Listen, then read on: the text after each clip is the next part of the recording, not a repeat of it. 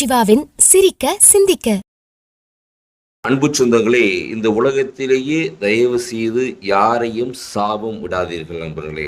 அது உறவாக இருக்கலாம், நட்பாக இருக்கலாம், எதுவாக இருக்கலாம். தெரிஞ்சோ தெரியாமலோ வார்த்தைகளுக்கு உயிர் உண்டு. அது திருப்பி நம்மளை தாக்க ஆரம்பிக்கும். அதுதான் நம்ம வாழ்க்கையில் நம்ம நிறைய பேருக்கு நல்லா உயர்ந்திருப்பாங்க. திருப்பி கீழே விழும் பொழுது என்ன காரணம்னா, கடந்த கால வினை, கர்ம வினை சொல்லுவாங்க. நம்ம பேசிய வார்த்தைகள் சாபம் விட்டது. அதனால் என்ன தீங்கு செஞ்சாலும் நம்ம ஒரே தீர்வுனா மறப்பது, மன்னிப்பது அன்பர்களே. அப்போ நம்ம அதுக்கு என்ன செய்கிறோம், அந்த ஈகோவை வந்துடுது. தயவு செய்தெல்லாம் தூக்கி போட்டுருங்க. நம் தலைமுறை சிறக்க வேண்டுமென்றால் நம்ம என்ன செய்யணும், மறப்பது, மன்னிப்பது, அந்த ஆயுதத்தை கையில் எடுங்க. அதே போல் நம்முடைய எண்ணங்களை மேம்படுத்துங்க. யாருக்கும் கெடுதல் நினைக்காம நம்ம உண்டு வேலை ஒன்று பாருங்கள். வாழ்க்கை அற்புதமாக மாற ஆரம்பிக்கும். நன்றி.